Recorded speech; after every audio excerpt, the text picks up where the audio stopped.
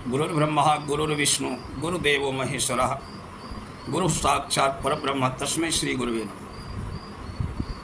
संशय रहित दृढ़ निश्चय की महिमा बतलाते हैं यमराज। यदा सर्वे प्रविद्यन्ते हृदयस्येह ग्रंथयः अथ मर्त्यो मृतो भवत्येताध्यवनुशासनम्। जब साधक के हृदय की अहन्नता ममता रूप समस्त अज्ञान ग्रंथियां भली भांति कट जाती हैं, उसके सब प्रकार से सर्वथा नष्ट हो जाती है, उपयुक्त उपदेश के अनुसार उसे दृढ़ निश्चय हो जाता है कि परब्रह्म परमेश्वर अवश्य है और वो निश्चय ही मिलेंगे, तब वो शरीर में रहते हुए भी परमात्मा का साक्षात्कार करके अमर हो जाता है।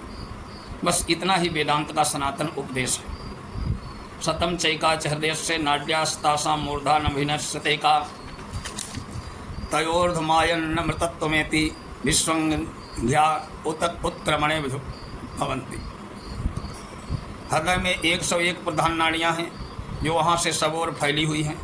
उनमें से एक नाड़ी जिसको सुषुम्ना कहते हैं, हृदय से मस्तिष्क की ओर गई है। भगवान के परम धाम में जाने का अधिकारी उस नाड़ी द्वारा शरीर से बाहर निकलकर सबसे ऊंचे लोक अर्थात भगवान के परम धाम में जाकर अमृत स्वरूप परमानंदमय परमेश्वर को प्राप्त होता है। दूसरे जीव मरण काल में दूसरी नाड़ियों के द्वारा शरीर के बाहर निकलकर अपने अपने कर्म के अनुसार वासना के अनुसार नाना प्रकार योनियों में प्राप्त होते हैं। अंगुष्ठ मात्रा पुरुषोन्तरात्मा सदा जनानां हृदय सन्निविष्टः तम स्वाचरीरात् प्रबृहेन मुंचादि वेशी काम धैर्येण तम विद्याच्छुक्र ममृतम विद्याच्छुक्र ममृतेति। सबके अंतर्यामी परम पुरुष परमेश्वर हृदय के अनुरूप अंगुष्ठ मात्र रूप वाले होकर सदैव सभी मनुष्यों के भीतर निवास करते हैं, तो भी मनुष्य उनकी ओर देखता तक नहीं।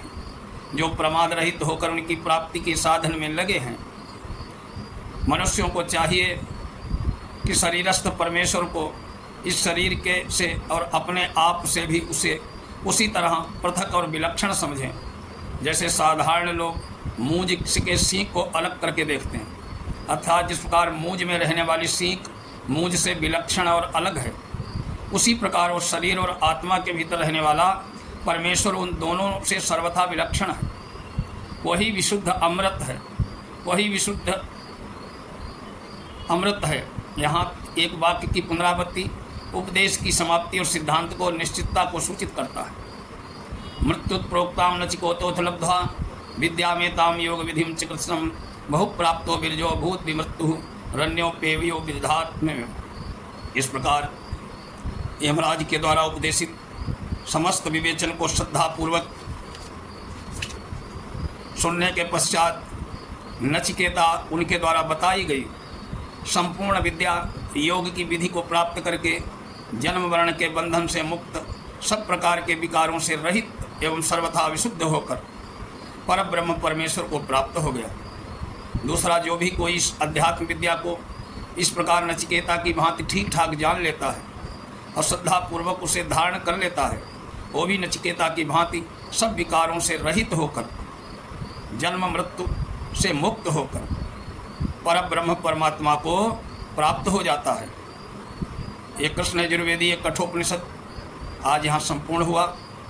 ओम सहनाववत सहनौ भुनक्तु सह वीर्यं करवावहै तेजस्विनावधीतमस्तु मा विद्विषावहै। ओम शांति शांति शांति सर्वारिष्ट शांतिर्भवतु। आज एक कठोपनिषद का दिव्य तेजस्वी उपाख्यान संपूर्ण हुआ। कल से प्रारंभ होगा प्रश्नोपनिषद।